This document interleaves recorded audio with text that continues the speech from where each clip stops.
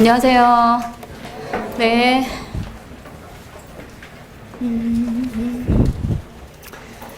자, 이제 본격적인 시작입니다. 일단은 공지사항부터 먼저 말씀을 드리면 다음 주부터는 6시 30분에 시작을 하도록 하겠습니다. 그 전에 지금 수업이 있는데 제가 그거를 시간 체크를 못 해가지고 6시 30분에 시작해서 7시 50분까지 시험을 보고 강평은 8시부터 시작을 하겠습니다. 자, 그 다음에 답안지에 이제 제가 오늘 이름을 써달라고 얘기를 한 이유는 뭐냐면 지금 우리 채점 팀장이 있긴 한데요. 제가 지금 오늘 제출된 답안지를 보니까 대략 한 60개 정도 될 것 같아요. 네, 지금 우리가 이제 8회잖아요. 제가 한 주에 20부 정도씩을 피드백을 해드릴 겁니다.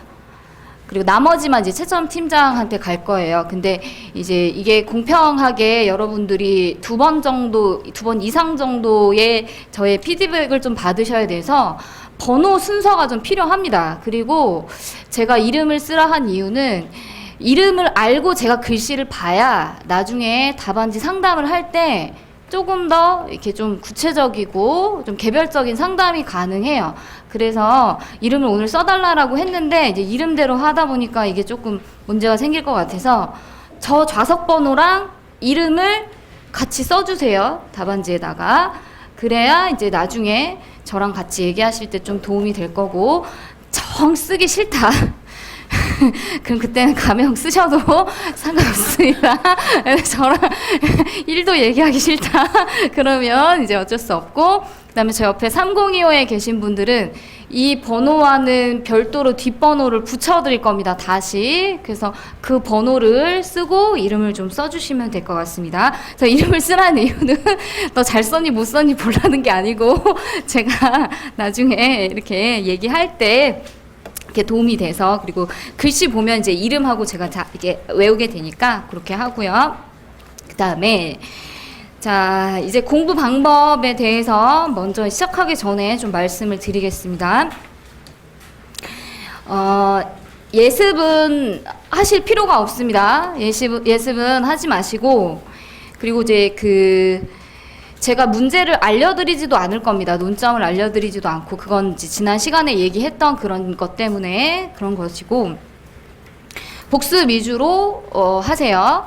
지금 이제 영순환 동안에는 점수가 나가진 않을 겁니다. A, B, C, D 등급으로 나눠서 본인만 얼마에 이제 이 등급을 맞았는지 알 수 있을 거기 때문에 본인이 자괴감이 들 뿐이지 남과 비교가 되는 상황은 아닙니다. 그리고 남과 비교가 되는 3기, 4기, 내년 한 3월, 4월이 돼도 합격과는 또 그게 상관이 없는 경우들도 굉장히 많습니다. 그렇기 때문에 예습을 해서 답안지를 잘 써야 되겠다 이런 생각을 그냥 버리세요. 예, 잘 쓸 수도 없기 때문에 그냥 버리시고 복습 위주로 합니다. 네, 법규는 반복을 많이 하는 것이 가장 좋은 방법입니다. 그리고 똑같은 문제를 가장 많이 여러 번 짧은 시간 안에 반복을 하는 게 효과가 가장 좋습니다. 그래서 여기 지금 연기 스터디 들으시는 분들도 계신데 이게 시너지를 발휘를 하려면 연기 스터디 문제랑 똑같은 걸 하는 게 가장 좋습니다. 예, 그게 여러분들한테 가장 좋긴 한데 또 사람에 따라서는 문제를 좀 다양한 문제를 보고 싶어 하는 그런 분들이 있기 때문에 제가 문제를 섞을 예정이어서 오늘은 중복된 문제를 설문 하나를 빼고는 중복되지 않는 문제로 출제를 했습니다. 연기 스터디랑. 이제 대신에 자, 지금 연기 스터디랑 가시는 분들 연기 스터디에서 제가 말씀드렸던 거랑 이걸 같이 해야 되기 때문에 굉장히 좀 이제 버거워질 겁니다. 문제가 이제 많아지니까. 자, 그래서 같이 하시는 분들은 2개 중에 하나는 포기를 하세요. 그게 좋습니다. 연기 스터디를 포기하세요. 제가 볼 때는. 그건 2주에 한 번씩 가잖아요. 2주에 한 번씩 가면 안 돼, 그거는. 예, 일주일에 한 번씩 해야 되는 겁니다. 쳇바퀴 돌듯이 미친 듯이 굴러가야 되는 거거든요. 그래서 자, 60점의 문제를 가지고 일주일을 계속 내리 반복을 할 겁니다. 자, 오늘 강평 들으면서 한 번 반복을 하면 본인이 어떤 부분에서 논점 파악을 못했고 알고 있었지만 어떤 부분에서 실수를 했고 또 뭐가 내가 취약한지가 지금 강평을 듣다 보면 이게 나와요. 그러면서 강평 지금 2시간 동안 제가 최대한 충분하게 설명을 많이 해드릴 테니까 여기서 지금 한번 복습을 하잖아요. 그러면 내일 1시간을 딱 잡고, 원래 원칙적으로는 이게 60점이면 60분에 풀어야 되는 거예요. 그래서 1시간을 잡고 한번 씁니다.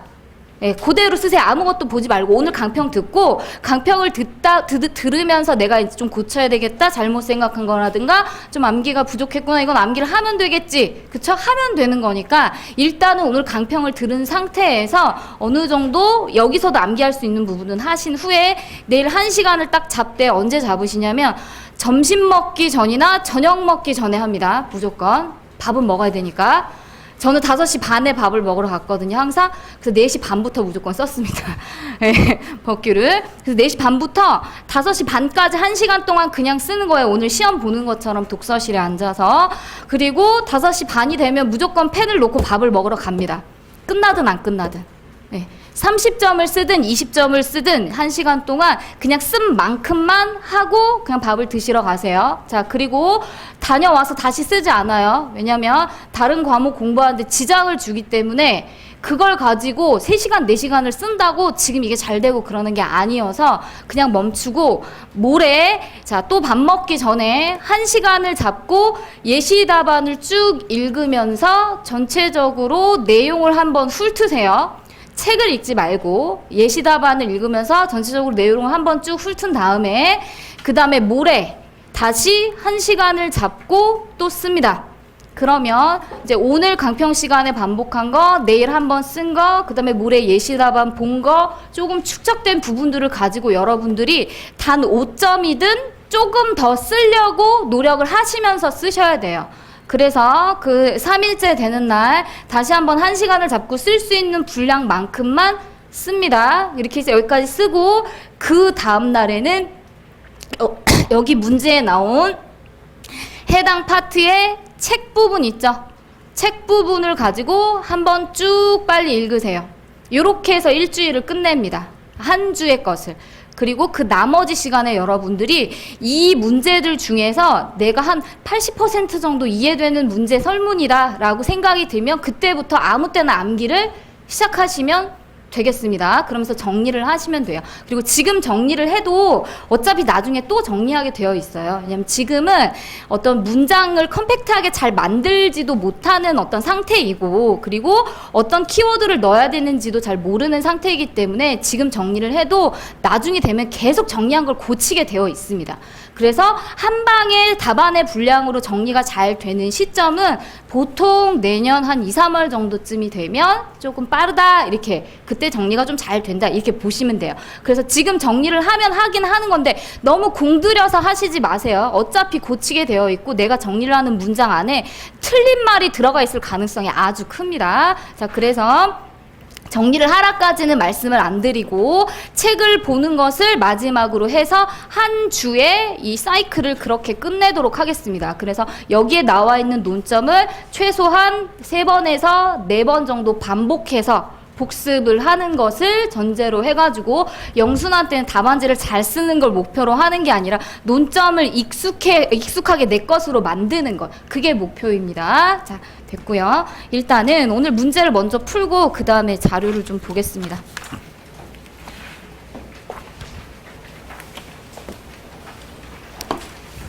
지금 좀 이따 쉬는 시간에 제가 쓴 6필 답안이 있는데 연기 스터디 다니시는 분들은 받으셨던 거고, 다음 주에는 다음 주 문제를 6필 답안으로 제 거로 나눠 드릴게요. 그리고 이 6필 답안은 형식을 보라고 나눠 드리는 거기 때문에 이 형식적인 측면은 좀 참고를 하시면 되고, 그거는 1시간 끝나고 하도록 하겠습니다. 자, 이제 관련 자료 첫 번째 페이지만 좀 먼저 보고 문제랑 같이 볼게요. 자, 일단은 답안 작성의 유형 보이시죠? 자, 요거는 연습을 하시면서 자기에게 어떤 게 맞는지를 선택을 하시면 됩니다. 자, 첫 번째는 이제 100분의 시간이 있으니까 처음에 이제 요땅 시작하면 15분에서 20분 정도를 전체적으로 문제를 다 훑고 전체 100점의 목차, 문제 분석 이런 걸 다 한 후에 한 85분에서 80분을 끊지 않고 내리 쓰는 어떤 그런 유형이 있고, 그 다음에 두 번째 유형은 문제별로 분석 시간과 답안 작성 시간을 별도로 배분을 하는 거예요. 100분 안에서. 그래서 1번이 40점이면 법규에서 1번은 뭐 50분 내지는 45분 이런 식으로 할애를 해놓고 45분 안에서 10분의 문제 분석 이런 식으로 할애를 한 후에 그렇게 이제 답안을 작성하는 유형이 있습니다. 그래서 사람마다 조금씩 다르기 때문에 어떤 게 맞는지는 여러분들이 앞으로 시험장 가시기 전까지 연습을 하셔서 본인에게 맞는 방법을 찾아내셔야 되고, 그걸 찾는 게 빠르면 빠를수록 좋습니다. 자, 그런데 다 장단점이 있어요. 이게 본인에게 맞는 것이 반드시 시험에 좋은 건 아니거든요. 그래서 시험에 좋은 방법으로 가시기 위해서는 유형 1이 더 좋을 수도 있습니다. 왜냐하면 전체적으로 문제를 일단 한 번은 다 훑어야 돼요. 유형 1로 가든 유형 2로 가든 아무렇게 가도 상관은 없지만 처음에 문제지를 받았을 때 파본 검사를 하면서 파본 검사를 하는 게 빠진 장이 있는지를 보는 게 아니라 무슨 논점이 나와 있는지를 보는 거거든요. 실무는 장수가 많지만 이론 법규는 장수가 많아야 3장이에요. 거의 2장에서 끝난단 말이에요. 파본이 없습니다. 없으니까 한 5분 전에 나눠주는 거를 논점을 보는 거예요. 예, 논점을 보는 겁니다. 그러면서 가장 짧게 한 3분 전에 나눠준다. 그러면 10점짜리 문제 한 10줄 나와 있으면 3분 안에 다 읽을 수 있거든요. 연습을 하면 한 문제를 그렇게 해서 끝을 내는 겁니다. 그런데 한 문제를 읽었는데 모르겠다. 도저히 모르겠다. 그럼 그 문제는 포기죠. 법규는 모르면 못 쓰거든요. 글짓기를 아무리 해서 써도 빵점입니다. 법규는. 알아야 쓸 수 있고 아는 논점을 또 외워야 쓸 수 있기 때문에 이론처럼 상식적인 부분을 가미해서 법규에서 요구하는 내용을 쓸 수가 없어요. 없어서 모르는 문제는 그냥 포기인 겁니다. 그러면 포기를 했을 때 다른 문제를 얼마나 더 열심히 잘 포장을 잘 해가지고 잘 쓸지를 한 번에 처음에 보면서 문제 분석을 잘 할 수 있는 유형이 유형 1이긴 해요. 그래서 이거는 여러분들이 어쨌든 전체적인 문제 분석은 문제지를 받자마자 한 번은 하셔야 되기 때문에 그렇게 한 번 하고 나서 1유형으로 갈지 2유형으로 갈지는 여러분들이 골라서 하시면 될 것 같고, 자, 그 다음에 문제를 쓰는 것은 1번부터 굳이 쓰지 않아도 상관없습니다. 문제는 섞어서 써도 돼요. 맨 앞장에다가 2번을 써도 되고 4번을 써도 상관없습니다. 채점 자체는 개별 채점이기 때문에 내가 채점을 하는 문제를 골라서 답안지에 있는 부분을 골라서 채점을 하게 되어 있어요. 채점자가. 그러니까 그런 부분은 걱정하지 마시고 자신 있는 것부터 먼저 써도 상관없으니까 끝까지 그렇게 가시면 될 것 같고요. 자, 그 다음에 그 밑에 답안 분량 및 목차 개수 지금 보이시죠? 자, 우리 시험 100점인데 그 답안지의 장수가 8장입니다. 그러니까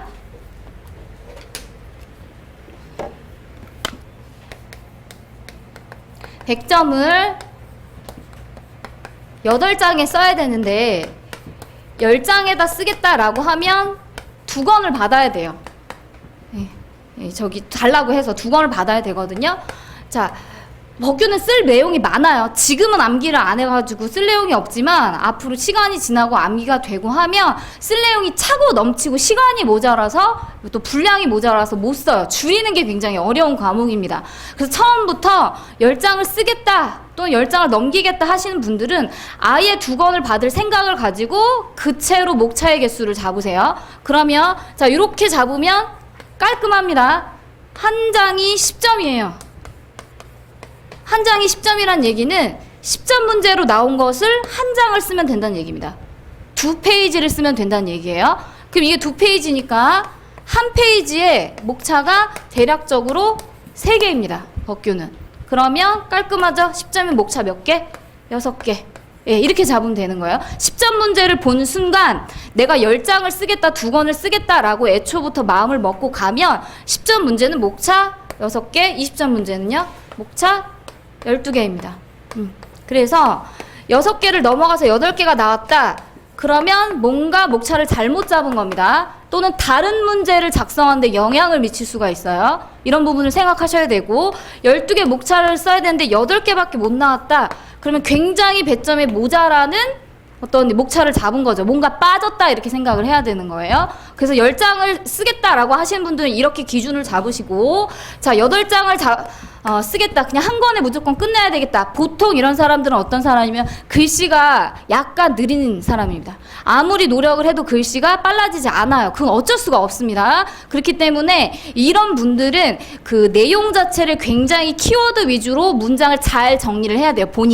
본인의 언어와 책에 있는 내용을 잘 정리를 해서 답안지를 100점을 8장 안에 들어오게끔 시간이 지나면서 계속 정리를 해가지고 그렇게 짧은 문장 안에 100점을 다 풀 수 있도록 정리를 하는데 100점을 8장에다 넣어야 되기 때문에 10점짜리 문제가 나오면 한 장이 아니에요. 이제는 2페이지가 아닙니다.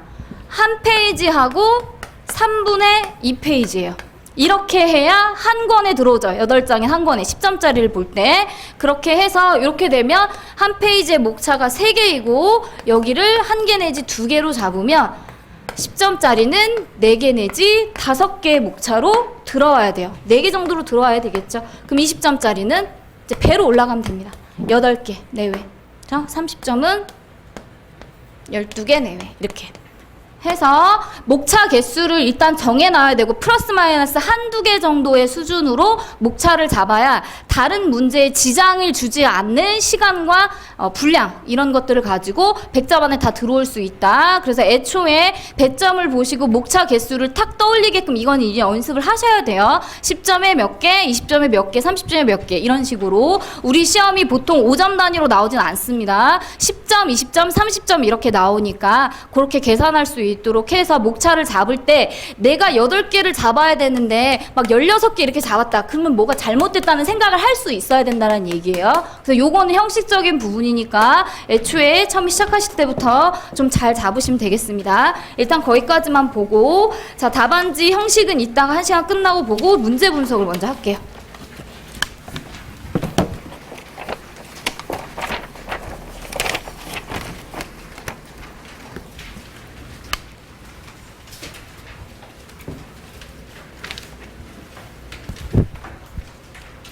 자, 1번 문제부터 먼저 볼게요. 자, 오늘 이제 출제한 문제에서 1번 문제는 한 중간 정도의 난이도고요. 그리고 1번 문제의 설문 1번의 유형과 설문 2번의 유형은 실제 우리 시험에 출제되는 정도의 유형입니다. 그러니까 문제 자체가 어렵진 않아요. 어려운 문제는 아닌데 우리 시험에 출제가 되는 유형을 이런 문제에다가 제가 입혀가지고 만든 거고요. 그 다음에 문제 2번은 난이도가 약간 낮습니다. 네, 낮은 문제예요.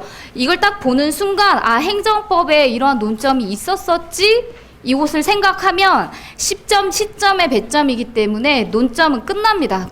그냥 문학 판검사 나오면 끝이에요. 예, 그런 논점이 어렵지 않은 논점입니다. 그 다음에 3번에 10점짜리 문제는 실제 판례를 가지고 제가 만든 문제입니다. 자, 얘는 조금 어렵습니다. 여러분들이 생각해야 될 것도 많고 그 다음에 어떤 내용을 일반어로 써야 할지도 결정을 해야 하고 그 다음에 사안포섭을 어떻게 해야 할지도 결정을 한 후에 답안지를 작성을 해야 하기 때문에 가장 많이 생각을 해야 하는 문제에 속하고 난이도는 중상 정도에 이제 속하는 그런 문제입니다. 자, 일단은 앞으로 오셔서 1번부터 보면요. 자, 항상 문제를 보실 때는 제일 먼저 전체 배점을 보고 그 다음에 각 설문의 배점을 봐야 돼요. 그럼 전체 배점이 30점이고 설문 1이 10점이고 설문 2가 20점이면 1번과 2번의 비율을 1대2로 답안지를 써야 되겠구나 생각을 하셔야 됩니다.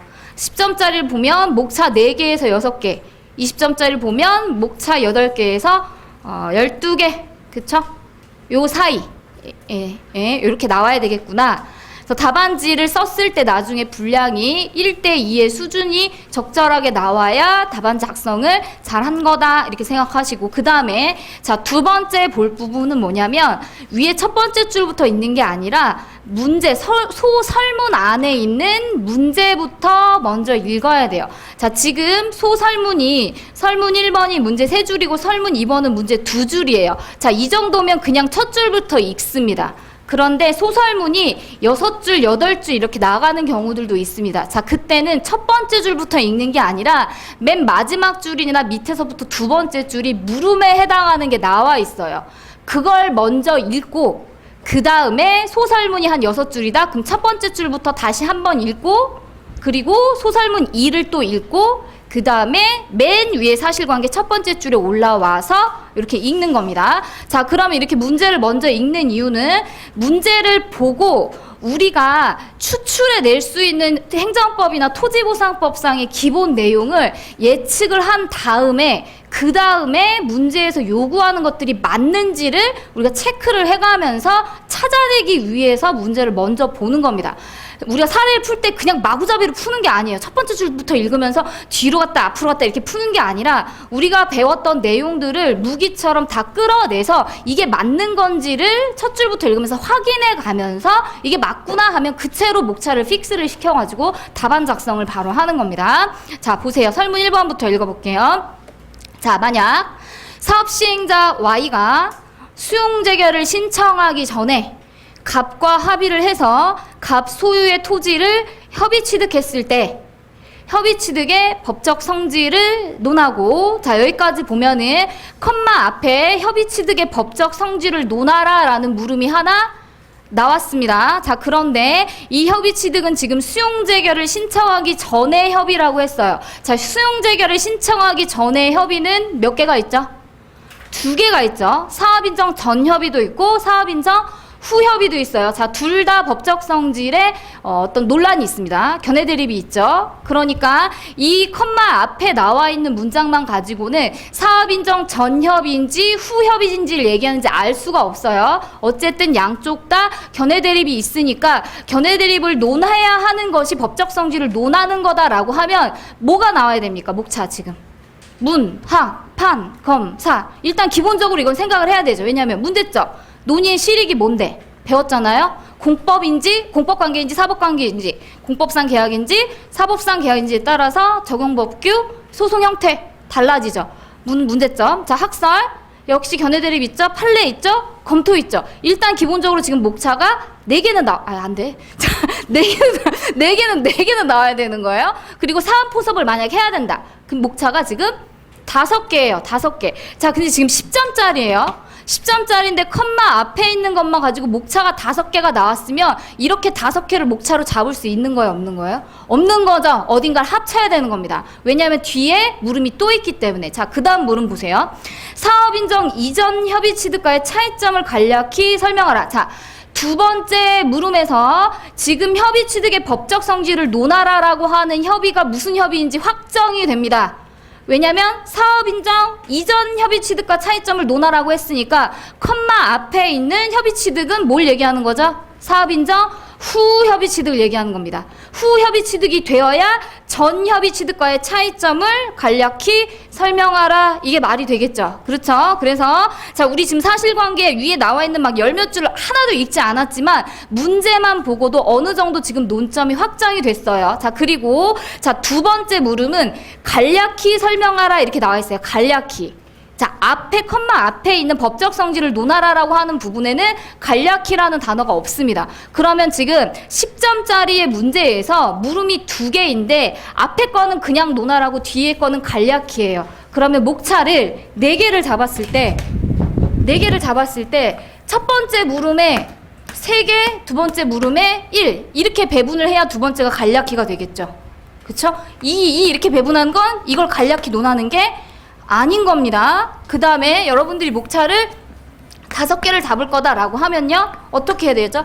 최소한 3, 2 내지는 4, 1 이렇게 나가야 되죠. 여기가 뒤집어지면 안 된다라는 얘기예요. 6개를 잡으면 4, 2 정도 또는 5 1. 요 정도로 나가야 되는 거겠죠. 그래서 간략히라는 단어를 본 순간 여러분들이 목차 개수를 몇 개를 잡느냐에 따라서 첫 번째 물음에 배분될 목차의 개수와 두 번째 물음에 배분될 목차의 개수가 달라지게 되는 겁니다. 일단 그렇게 생각하시면 지금 사실관계 읽지 않아도 대략적인 목차는 지금 잡을 수가 있어요. 자, 잡아봅니다. 자, 답안지에 제일 먼저 문제 번호 쓰시고 전체 배점 무조건 써야 돼요. 그 다음에 자, 설문일의 해결 이렇게 써도 되고 설문일의 검토 이렇게 써도 상관없고 물음 쓰지 마세요. 물음 쓸 필요 없습니다. 이론하고 다르기 때문에 그냥 설문일 이렇게 하시면 되겠고 반드시 소설문 배점을 꼭 쓰셔야 합니다. 이건 이제 굉장히 많이 빼먹어요. 출제자 네가 알아서 해 이 얘기죠.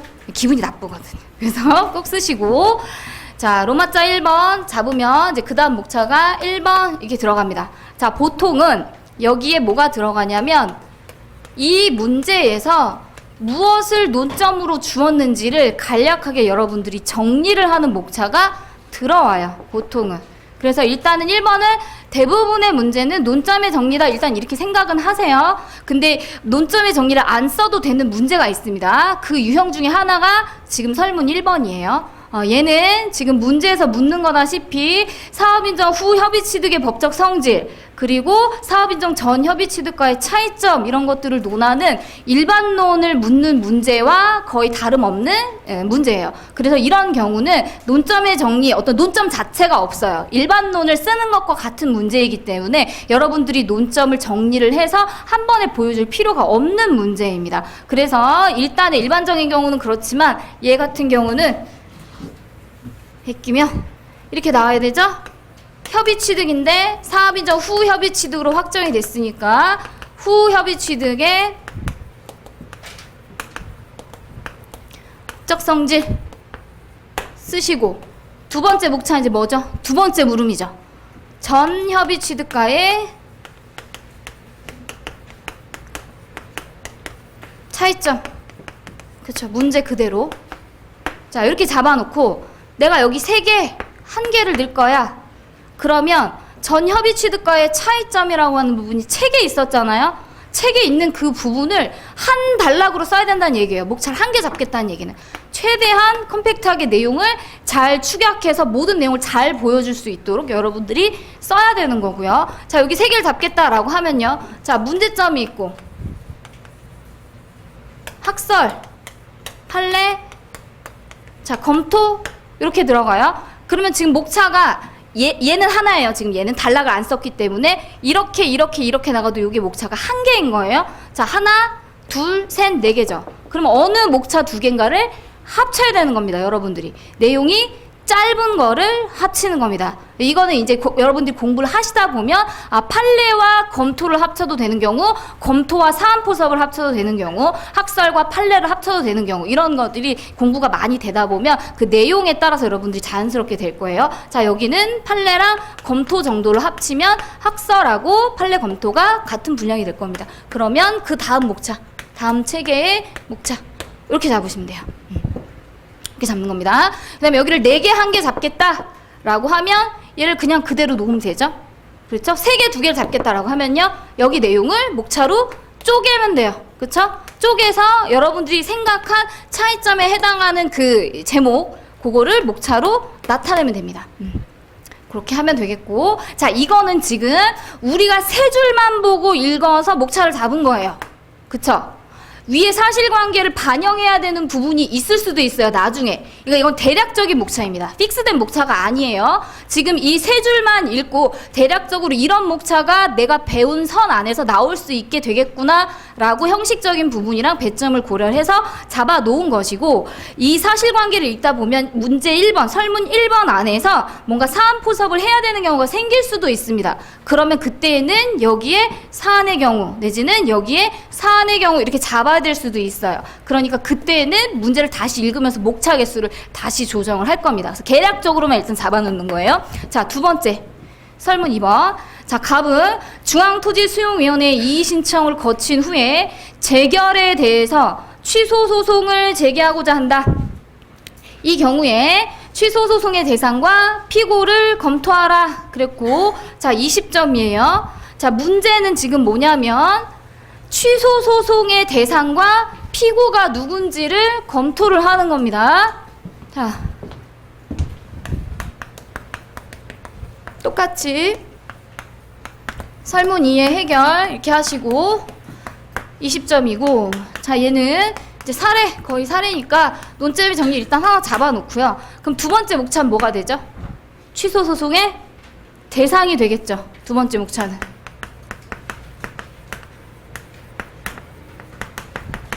그 다음에 세 번째는 피고가 누구인지 이렇게 될 겁니다.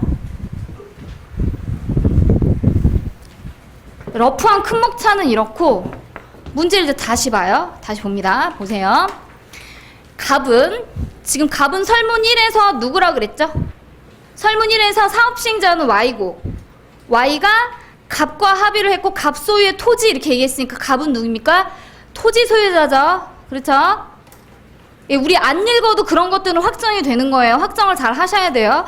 그래서 토지 소유자가 중토 수의의 이의 신청을 거친 후에 재결에 대해서 취소 소송을 제기하고자 한다 이랬습니다. 자, 지금 첫 번째 줄의 재결은 수용 재결입니까? 이의 재결입니까? 여긴 수용 재결이고 이의 재결.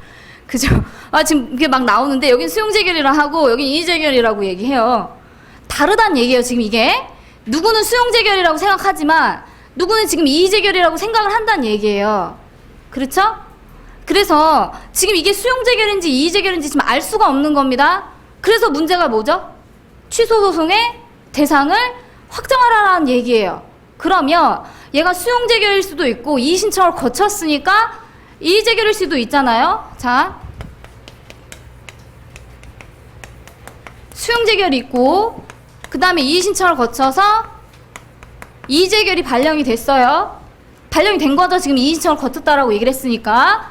이의 신청을 거친 후에 재결에 대해서 이렇게 얘기하고 있기 때문에 이의 재결이 났다는 얘기예요. 근데 이 이의 재결이 갑의 청구를 받아주는 건지 기각하는 건지 각하하는 건지 알 수는 없어요. 알 수 있습니까? 없습니까?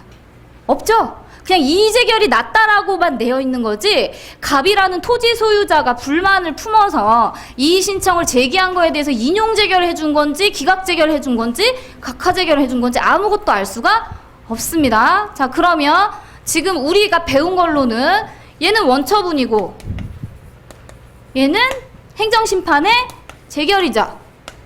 그쵸? 그럼 여기서 문제는 취소소송의 대상을 확정하는 거예요. 뭘 묻는 겁니까? 원처분주의, 재결주의를 묻는 문제인 거죠. 그럼 우리 토지보상법을 봐야 되잖아요. 토지보상법에서는 어떤 주의를 취하고 있다? 원처분주의를 취하고 있죠. 자, 원처분주의를 취하고 있으면 수용 재결만 취소소송의 대상이 되나요? 아니죠. 재결 고유의 위법이 있으면 얘도 취소소송의 대상이 될 수가 있는 거죠. 그걸 묻는 겁니다, 지금 얘는. 네. 그러면 여러분들이 사안을 풀 때 이미 수용 재결은 발령이 되어 있었을 거니까 이의 신청을 지금 거친 거예요. 지금 본문 안 읽었지만 사실관계 위에 사실관계 안 읽었지만 위에 어딘가에 수용 재결이 났다라고 말이 있을 겁니다. 당연히 있을 거예요. 그러면 수용 재결이라고 하는 원처분은 존재를 하고 설문 2번에서 이의 재결을 줬기 때문에 토지보상법이 85조 1항에서 원처분주의를 취하고 있는 걸 우리가 이미 공부를 했으면 수용 재결이 대상인 건 기본적인 것이고 이의 재결도 행정심판의 재결이지만 재결구의 위법이 있을 때에는 취소소송의 대상이 될 수가 있는 거죠. 그렇죠? 그러면 지금 자 설문 다시 보면요. 이의 신청을 거친 후에 재결에 대해서 취소소송을 제기하고자 한다라고 하는 부분은 얘가 될 수도 있고 얘가 될 수도 있는 것을 의미를 하기 때문에 얘를 재결이라고 그냥 준 거예요. 그걸 여러분들이 확정을 하라라고 문제를 던져준 겁니다. 그러면 이 기본적으로 얘는 취소소송 대상이 되는데 이 사안에서 재결 고유의 위법이 있으면 얘도 취소소송의 대상이 될 수가 있죠. 근데 지금 설문 두 줄에서는 재결 고유의 하자가 있는지 없는지 알 수 있어요, 없어요? 없죠? 그럼 이건 어디 나와 있을까요? 위에 나와 있을 겁니다. 위에. 예, 위에 나와 있을 거니까 여러분들이 지금 여기서 그냥 픽스를 해버리시면 안 되는 거예요. 이건 지금 알 수가 없어요. 여기 이 문제만을 가지고는. 그럼 논점 파악은 지금 됐죠? 원처분주의를 묻는 거구나. 논점 파악은 됐어요. 그러면 여기서 어떻게 목차를 잡으시면 되냐면 자, 기본적인 거 먼저 나와야 돼요. 원처분주의, 재결주의에 대한 설명은 먼저 나와야 하죠. 지금 문제를 봤으니까. 이게 지금 재결구의 위법이 있는지 없는지는 알 수는 없지만 원처분주의, 재결주의에 대한 기본적인 내용은 나오면서 토지보상법이 원처분주의를 취하고 있는지까지는 기본적으로 써줘야 그 다음에 재결구의 위법이 있는지 없는지 여러분들이 판단을 하겠죠. 자, 그래서 첫 번째 먼저 나와야 되는 건 뭐냐면 토지보상법이 원처분주의를 취하는지 요거예요. 자, 여기서 행정소송법 나올 필요 있나요, 없나요? 나올 필요 없습니다. 왜죠? 왜? 토지보상법은 원처분주의를 취하고 있다라는 것을 행정소송법 대비 특별법으로 규정을 명시적으로 해놨죠. 그렇죠? 자, 만약에 토지보상법이 원처분주의를 취한다라고 하는 명시적인 규정이 없으면 여기서 토지보상법만 나오면 안 되고 뭐까지 나와야 되냐면 행송법 19조까지 함께 등장을 해야 돼요. 그런데 토지보상법에서는 85조 1항에서 34조 재결에 불복할 때에는 이라고 명시적인 규정을 행소법 대비 특례로 두고 있기 때문에 행소법을 쓸 필요가 없습니다. 그래서 요것만 나오면 돼요. 그러면 토지보상법이 원처분주의를 취하는지를 보기 위해서는 사전에 원처분주의와 재결주의가 뭔지 먼저 설명을 해줘야 하고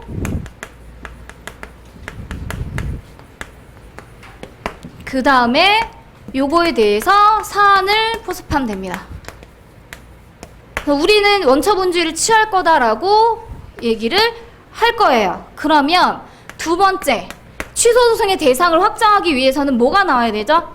재결고유 위법이 있는지가 등장을 해야 되죠. 그래서 재결고유의 위법이 있는지를 따질 겁니다. 위법이 있는지를 따질 거면 재결고유 위법에 대한 설명을 먼저 해줘야 돼요. 재결고유 위법의 의미가 뭔데? 설명을 하고 사안포섭을 하면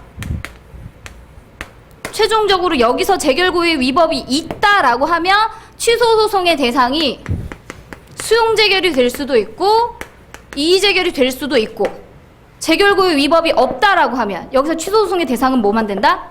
수용재결만 되겠죠. 그렇죠? 자, 이게 러프한 목차예요. 지금 우리가 문제를 분석한 걸 가지고 러프한 목차고, 자, 피고 볼게요. 자, 피고를 쓰기 위해서는 기본적으로 피고 적격에 의의를 써야 돼요. 그리고 토지보상법에 특례 규정이 있는지 없는지를 우리가 봐서 특례 규정이 없으면 행정소송법을 따르면 되는 거죠. 그래서 법 규정을 먼저 봐야 돼요. 피고 적격과 관련돼. 그리고 두 번째, 사안포섭을 하면 되겠죠. 일단 두 줄 분석한 거 가지고 러프하게 잡은 목차입니다. 근데 여기서 끝나지 않아요. 우리는 지금 위에 사실관계도 읽지 않았고 참조조문도 읽지 않았습니다. 그렇기 때문에 한 번 다시 읽고 와서 이 목차를 수정을 할 겁니다. 사안에 맞게. 자, 다시 읽어요. 오세요. 자, Y전자 주식회사, 이제 위에서부터 이제 읽는 겁니다. 읽으면서 설문 1, 2번의 논점에 끼워 맞춰가지고 여러분들이 판단을 하셔야 돼요. 자, Y전자 주식회사는 X도지사에게 산업입지 및 개발에 관한 법률 11조에 의해서 A시 관내 토지에 대략 저 정도 면적에 대해서 산업단지 지정 요청서를 제출을 했고, 자, 관련된 사람들 확정 잘 하세요. Y전자 주식회사가 나왔고 X도지사가 나왔어요. 자, 이 Y전자 주식회사는 설문 1에서 뭐라고 얘기했습니까? Y 누구라고 얘기했죠? 사업시행자라고 얘기했죠. 예, 그러니까 사업시행자구나. Y전자 주식회사인 사기업이 지금 사업시행자구나. 이걸 끼어가서 확정을 하시고, X도지사에게 뭐 어쩌니 저쩌니 모르겠지만 산업입지법에 의해서 A시 관내에 산업단지를 이 사람이 뭐 만들고 싶은가 보죠. 그죠? 사업시행자가. 그래서 산업단지 지정 요청서를 X도지사에게 지금 제출을 한 상태입니다.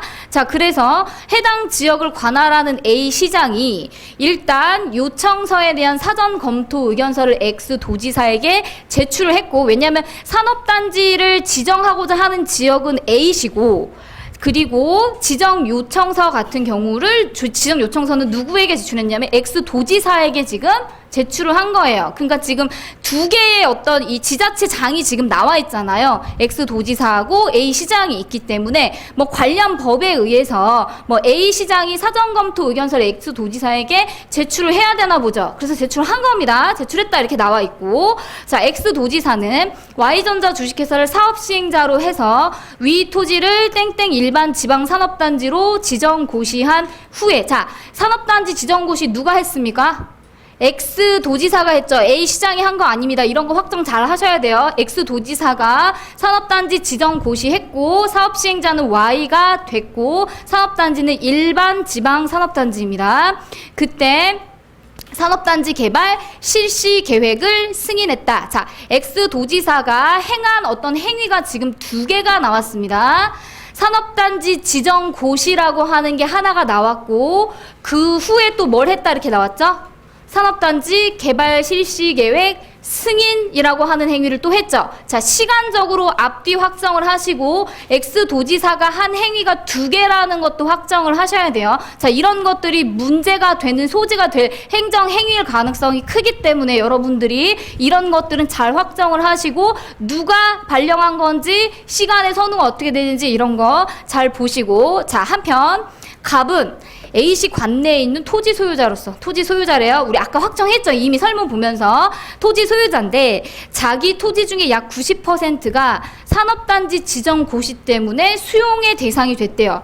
자, Y 주식회사는 갑 소유 토지의 취득 등에 대해서 갑과 협의를 했지만 협의가 성립이 되지 않았고, 그래서 Y전자 주식회사는 X도 지방토지수용위원회에 재결을 신청했다. 자, 이 재결은 수용재결이죠.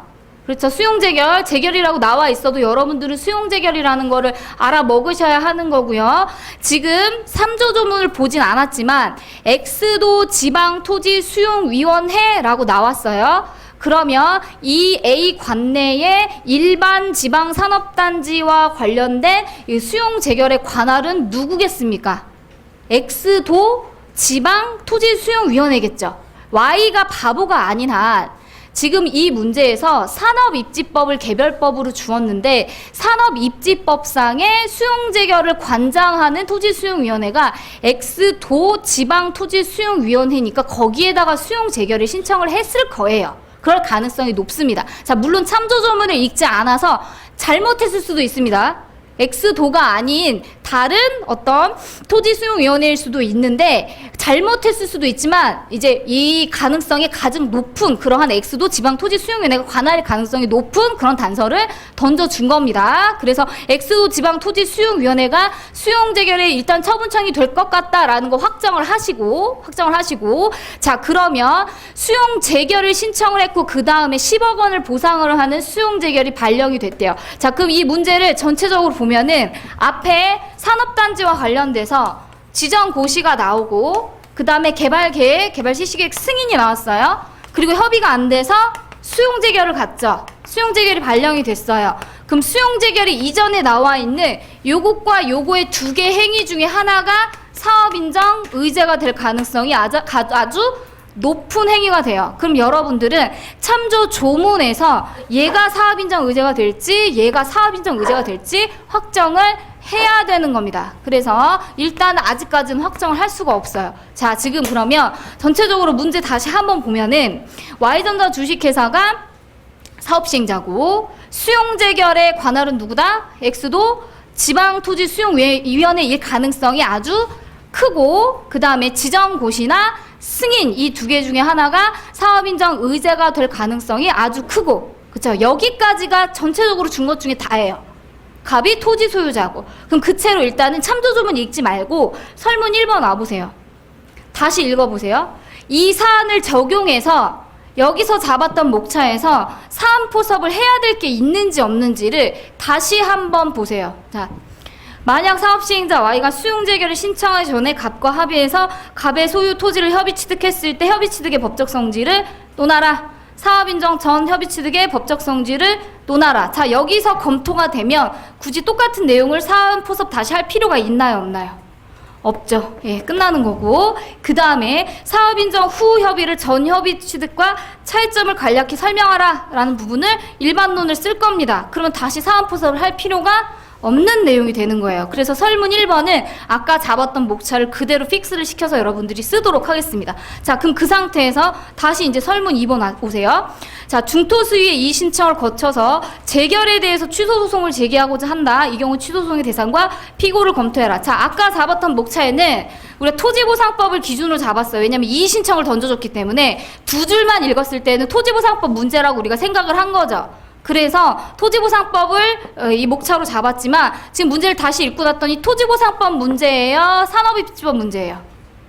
둘 다의 문제가 될 수도 있어요. 왜냐하면 산업입지법은 토지보상법 대비 특별법이죠. 예, 그렇기 때문에 본문에서 준 내용은 토지보상법 대비 산업입지법이라고 하는 특별법을 주었어요. 그런데 우리가 배웠죠. 모든 어떤 수용 적격 사업을 나타내는 그런 개별법들 안에는 마지막 조문에 이 법에 특별한 규정이 있는 경우를 제외하고는 토지보상법을 따른다라는 규정이 있다라고 얘기를 했어요. 그러니까 토지보상법 대비 특례가 되는 부분은 개별법에서 규정을 하지만 거기에 없는 규정은 일반법인 토지보상법을 따른단 말이죠. 그러니까 거기서 주어진 특별한 규정 외에는 토지보상법이 적용이 되는 특별법들이에요. 그러니까 산업입지법만 대상이 될 수도 있지만 우리 참조조문 안 읽었어도 만약에 그러한 특별한 규정이 있는 경우를 제외하고는 토지보상법을 따른다라는 규정이 있으면 산업입지법 더하기 토지보상법 이 두 개가 참조조문 근거법이 되는 문제가 되는 겁니다. 자, 그래서 이제 참조조문을 다시 봐야 돼요. 자, 보세요. 22조 토지수용. 자, 1항 사업시행자는 사업단지 개발 사업에 필요한 토지 건물 또는 토지 정착한 물건과 이에 관한 소유권 외의 권리 등등등등을 수용하거나 사용할 수 있다. 자, 이거 무슨 조문이다? 수용 적격 사업을 나타내는 조문이다 이렇게 얘기했습니다. 자, 이 지금 요것과 유사한 조문이 토지보상법 19조 1항에 있습니다. 토지보상법 19조 1항이 수용 적격 사업을 나타내는 조문으로서 수용을 할 수 있다라고 하는 근거 조문을 나타낸 거예요. 그래서 그것과 유사한 법 규정대로 있는 토지보상법 대비 특별법들의 그러한 근거와 관련된 내용이 조문으로 규정되어 있으면 수용 적격 사업이다 이렇게 얘기했습니다. 자, 그러니까 이제 1항은 지금 설문 1, 2를 푸는데 필요한 건지 아닌지 판단을 하셔야 돼요. 설문 1번하고 설문 2번을 푸는데 사례를 푸는데 필요한 건지 아닌지 단지 수용 적격 사업을 나타낸 조문에 불과하지 설문 1에 사업 인정 후 협의 취득 그 다음에 설문 2에 수용 재결 이의 재결 이것과 관련돼서 뭐 취소소송의 대상 구체적으로 피고 판단하는데 특별히 필요한 조문은 아닙니다. 자, 2항 가세요. 자, 1항을 적용을 할 때 산업단지 지정고시가 있는 때, 자, 괄호하고요. 두 번째 줄, 세 번째 줄까지 괄호가 있습니다. 괄호 닫는 부분이. 일단 넘어가서 산업단지 지정고시가 있는 때 또는 자, 세 번째 줄 19조 2에 따른 농공단지 실시계획의 승인고시가 있을 때에는 토지보상법 20조 1항 및 22조에 따른 사업인정 및 사업인정 고시가 있는 것으로 본다 이렇게 돼 있습니다. 자, 그러면 지금 이 22조 2항은 두 가지를 나타냅니다. 첫 번째, 그냥 산업단지 지정고시가 있으면 지정고시가 뭐다? 사업인정? 의제이자 사업인정 고시다. 자, 그런데 그 단지 중에서 농공단지는 지정고시가 아니다 얘기예요. 뭐란 얘기죠? 농공단지 실시계획에 승인고시가 있어야 사업인정이 있다, 사업인정 고시가 있다 이 얘기입니다. 자, 사안은요, 농공단지인가요? 아니죠. 자, 일반 산업단지예요. 그러니까 농공단지 배제하시고 일반 산업단지이기 때문에 사안에서 나온 자, 지정고시와 승인 중에서 어떤 게 사업인정 의제입니까? 얘죠. 얘. 지우는 거예요. 자, 얘예요. 얘가 사업인정이에요. 그런데 괄호가 있어요. 그러니까 한 번 더 확정을 해야 돼요. 여기서 끝나는 게 아닙니다. 자, 괄호 보세요. 자, 두 번째 줄 사업시행자와 수용 사용할 토지 등의 세부 목록을 산업단지 지정 후에 개발계획에 포함시켜서 다시 고시를 하는 때에는 그때를 말한다 이렇게 돼 있죠. 자, 이 얘기는 무슨 얘기냐면 보통의 경우에는 산업단지 지정 고시를 하면서 토지 세목고시를 함께 한다는 얘기입니다. 그러면 얘가 사업인정인데 지정고시를 하고 그 후에 개발계획 승인을 하면서 승인고시를 하면서 세목을 이때 고시하지 않고 이때 고시를 하면 사업인정이 뭐가 된다? 얘다. 두 번째다는 얘기예요. 예. 그럼 사안에서는 산업단지 지정고시가 있었고 개발계획 승인고시가 있었어요. 사안에서. 그럼 사안에서 승인고시를 할 때 토지 세목이 여기 포함이 된 건지를 봐야 되죠. 아까 우리가 1차적으로는 지정고시가 사업인정 의제라고 확정을 했지만 다시 사안을 봐야 되는 거예요. 괄호를 봤기 때문에. 자, 다시 올라가서 보세요. 세목고시를 언제 했다라는 말이 있는지 없는지. 지정고시한 후에 개발계획을 승인하였다. 끝이죠. 아무런 얘기가 없다는 얘기는 일반적인 얘기다라는 얘기입니다.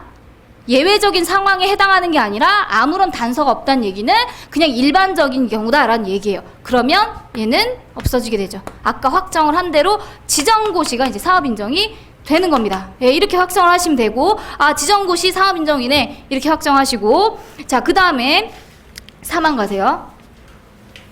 국가산업단지의 토지 등에 대한 재결은 중토수위가 관장하고 일반 산업단지와 도시첨단 산업단지 및 농공단지의 토지에 대한 재결은 지방토지수용위원회가 관장하되, 자, 이거 토지보상법이랑 다르죠? 토지보상법의 중토위와 지토위의 관할과 달라요. 얘가 토지보상법 대비 특례예요. 물론 이항도 특례입니다. 사업인정도 사업인정 의제이기 때문에 특례 규정이고, 사망도요. 토지보상법에서 그 중토위 관할인 사업하고 지토위 관할인 사업하고 그거 대비 이 산업단지에서는 국가산업단지에 대한 것은 중토위가 관할이고 그 외에 나머지 것들은 지토위가 관할이다. 이렇게 해서 토지보상법 대비 특례 규정을 둔 겁니다. 자, 그러면 사안은 지금 국가산업단지가 아니라 일반 지방산업단지죠? 그러면 관할이 누구다? 수용재결의 관할이 누구다? 맞죠? 예, 그러니까 X도 지방토지수용위원회가 맞죠? 사례에서 준 맞는 거예요.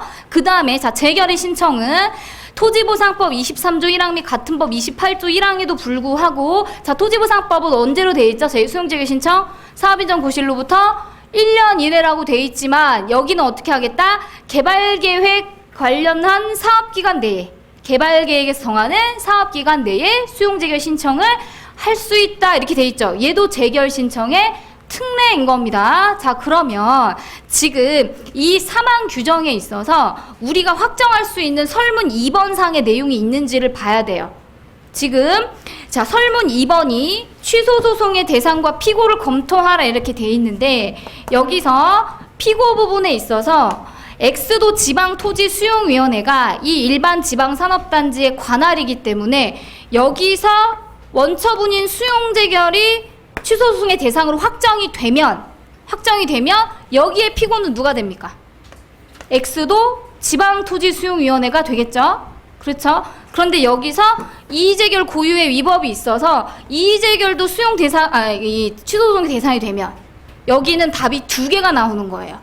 토지 소유자인 갑이 청구를 할 때 수용재결을 취소소송 대상으로 확정을 할 경우에는 X도 지방토지수용위원회가 될 것이고, 이 재결을 취소소송 대상으로 할 때에는 그 다음에 법 규정이 또 있는지 없는지 봐야 되죠. 자, 없으면 누가 피고가 되죠?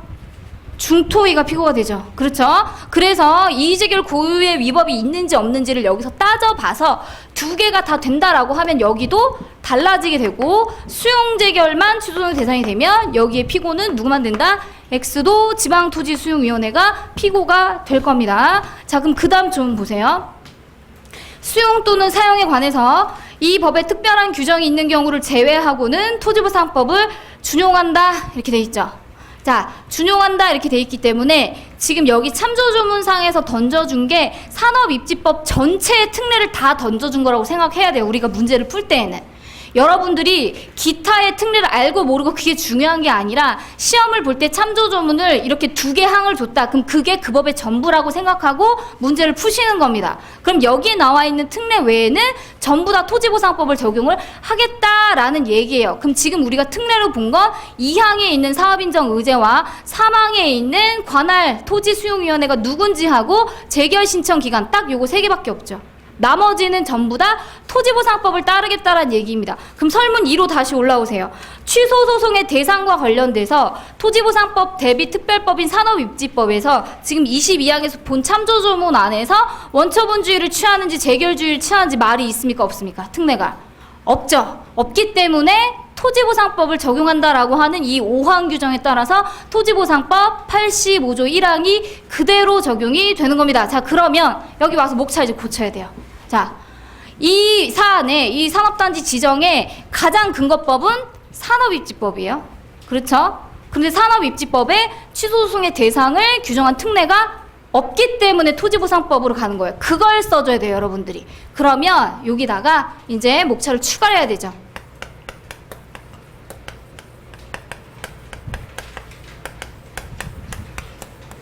이렇게 산업입지법 및 토지보상법이 원처분주의인지. 그러면 우리가 아까 일반적인 토지보상법 문제일 때에는 여기 사안포섭에 대한 내용이 85조 1항에 따라서 34조 재결에 불복할 때에는 이라는 규정 때문에 원처분주의가 명확하다 이렇게 쓸 거지만 이젠 상황이 달라집니다. 어떻게 써야 되죠?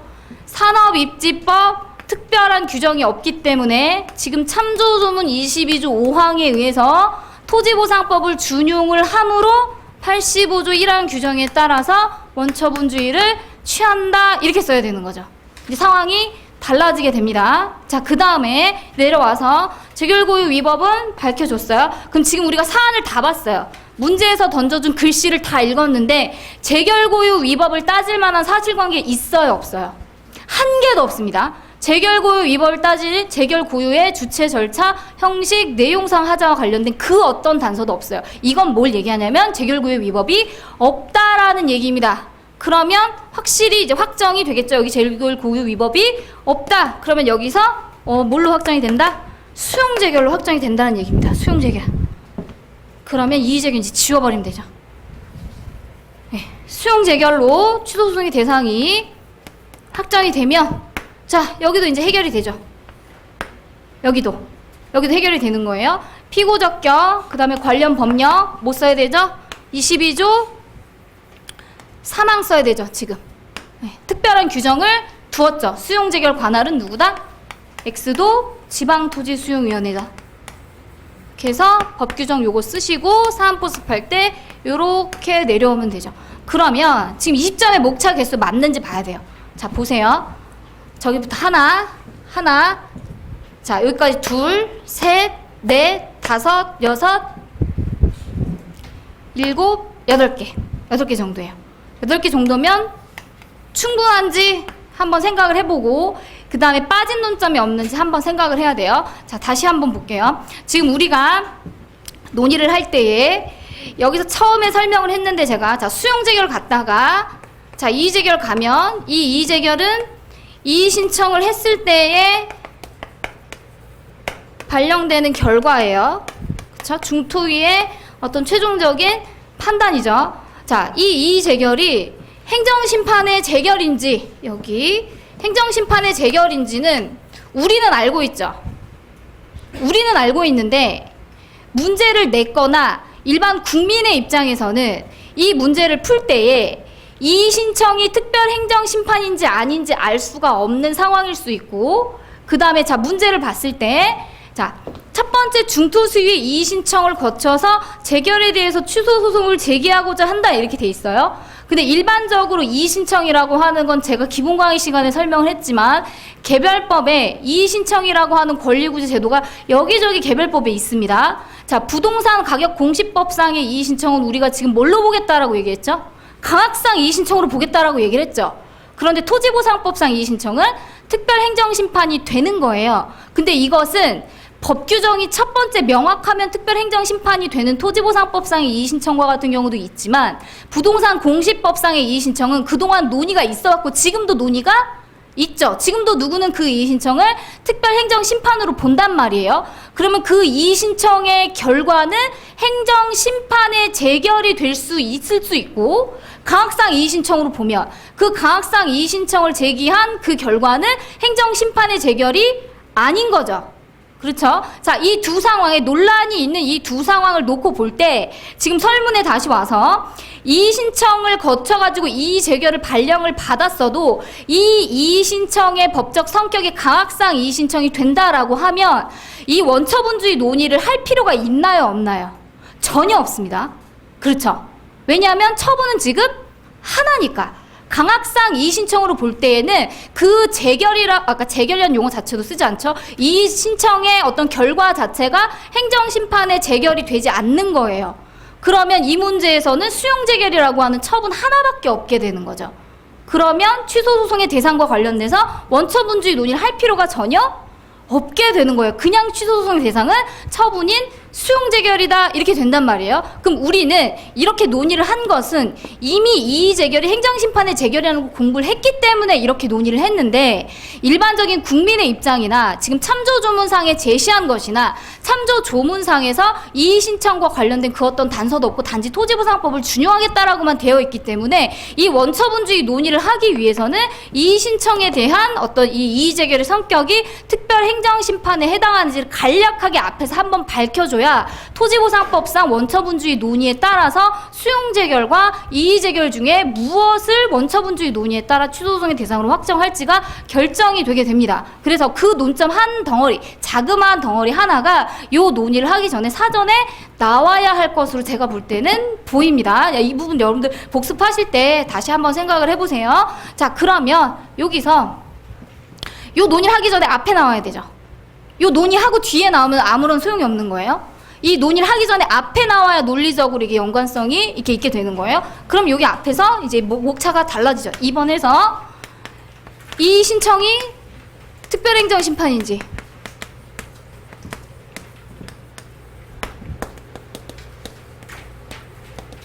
자, 목차가 하나 더 나오면 목차가 9개죠? 좀 더 쓰겠다? 그러면 2개를 나눠서 쓰실 수도 있습니다. 여기는 강학상 이의 신청과 행정심판의 어떤 구별 기준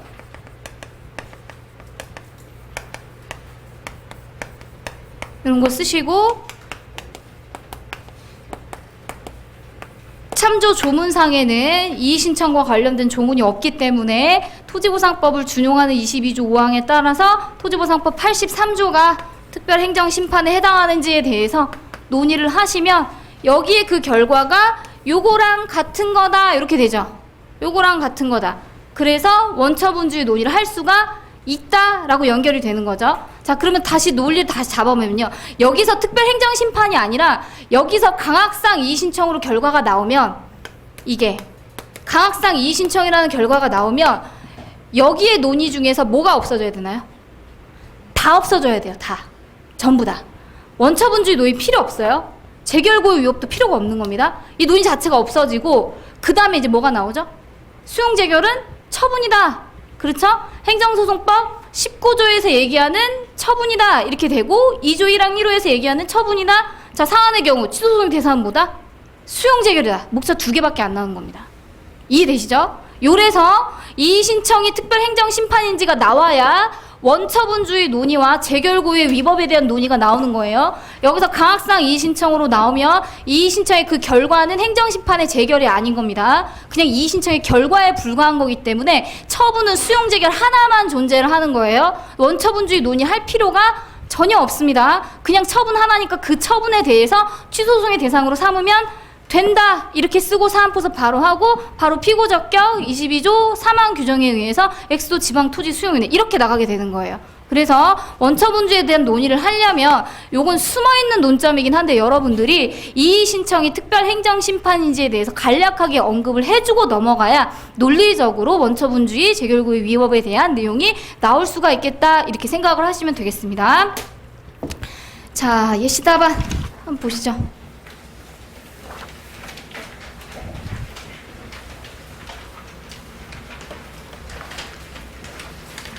자, 1페이지. 자, 1조 보시면 기본적으로 사업인정 후 협의 취득이 메인인 논점이 설문 1번이기 때문에 사업 인정 후 협의 취득의 의의 취지 근거 이런 것들은 기본적인 부분들입니다. 사전에 물음에 해당하는 논의를 하기 전에 그 물음의 메인 논점이 되는 어떤 법리나 제도가 나오면 의의 취지 근거 이런 것들 꼭 쓰셔야 하니까 쓰시고, 그 다음에 법적 성질, 자 문제점, 논의의 실익은 적용법규 쟁송 형태의 차이점이 생긴다. 사법상 계약으로 보면 민법이 적용되고 민사소송으로 싸우면 되지만 공법상 계약으로 보면 공법이 적용이 되고 당사소송으로 싸우면 되겠다. 그렇죠? 그 다음에 이렇게 논의를 하는 논의의 대상은 협의 성립 확인을 받지 않은 경우를 얘기하죠. 협의 성립 확인을 받으면 수용재결로 본다라고 되어 있기 때문에 협의 성립을 받지 않은 경우, 협의 성립 확인이라고 넣으세요. 협의 성립 확인을 받지 않은 경우. 자, 협의 성립 확인을 받으면 확인은 수용재결로 보기 때문에 이런 논의를 할 필요가 없습니다. 그래서 협의 성립 확인을 받지 않은 사업 인정 후 협의 취득에 대한 법적 성질 논의이고, 자, 학설 판례 잘 쓰시고, 대법원, 자, 사법상 계약으로 봅니다. 일반적으로. 그런데 최근 판시 협의 취득 과정에서 여러 공법적 규제가 있는 듯 공익적 특성을 고려해야 한다. 이 부분 그대로 쓰셔야 합니다. 암기하셔서. 그리고 검토, 사업 인정 후 협의 취득은 통설이 공법상 계약이에요. 여러분들 사법상 계약으로 가지 마세요. 채점자들이 통설의 입장을 취하고 있는 교수님들이기 때문에 사법상 계약으로 가시면 좀 안 좋습니다. 그러니까 거의 그런 경우는 없어요. 없는데 서수설로 가든 다수설로 가든 상관없는데 통설에 해당하는 부분은 통설로 취해 주셔야 합니다. 별 몇 개 없습니다. 자, 그래서 얘는 반드시 공법상 계약으로 가시고, 사업 인정 전 협의 취득과의 차이점 해서 일반적으로 목차 3개 정도 되니까 그러니까 결론만 낸다라기보다는 양을 좀 많이 쓰더라도 근거가 들어간 상태에서 이제 이 차이점을 쓸 수 있도록 해주시고, 그 다음에 자 설문 2번, 자 답안지 배점 목차 개수 이렇게 되어 있고, 자 논점의 정의 일단 넘어가시고 뒤에 가시면. 자, 2번이 이의 신청이 특별 행정 심판인지, 자, 2번의 목차가 나와야 3번의 취소 소송의 대상에서 원처분주의와 재결고유 위법에 대한 논의를 할 수가 있어요. 그래서 2번의 논의가 간략하게 필요하다라는 걸 인식을 하고 3번으로 넘어가야 되는 거고, 3번에서 소송의 대상을 확정을 해야 4번의 피고가 검토가 됩니다. 그래서 논리적으로 목차가 이렇게 연결이 되어 있는 거예요. 이 순서를 바꾸면 논리가 없는 답안지가 되는 겁니다. 그래서 자 3번에서 특별행정심판이 아니다, 강학상 이의신청이다 라고 하면 그 이의신청의 결과는 행정심판의 재결이 아니기 때문에 원처분주의, 재결주의 논의 자체를 할 필요가 없이 3번의 취소소송의 대상에서 바로 수용재결이 취소소송의 대상이다, 수용재결은 처분이다만 밝혀주면 끝나는 거예요. 그런데 이의신청이 특별행정심판이 되기 때문에 원처분과 행정심판의 재결이 존재를 해서 원처분주의, 재결주의 논의로 넘어가는 겁니다.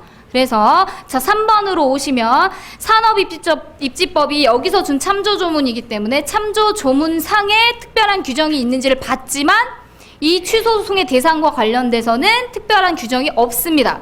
그래서 토지보상법이 원처분주의인지 이렇게 가는 거예요. 토지보상법을 준용한다 이렇게 돼 있으니까. 그래서 원처분주의, 재결주의 먼저 쓰고, 사안의 경우 보세요. 산업입지법에는 특별한 규정이 없기 때문에 토지보상법 85조 1항을 준용을 하는 게 산업입지법 22조 5항이에요. 그래서 85조 1항에서 34조 재결에 불복할 때에는 명시적으로 원처분주의를 취합니다. 그래서 이 사안도 원처분주의를 취하겠다라고 하면서 재결고유 위법이 있는지를 따져봐야 한다. 그리고 이러한 산업입지법이나 토지보상법이 행정소송법과 균형을 이룬다라고 쓸 거기 때문에 행정소송법 규정을 쓴 겁니다. 안 쓰셔도 상관없습니다. 자, 그 다음에 2번 재결고유 위법이 있는지.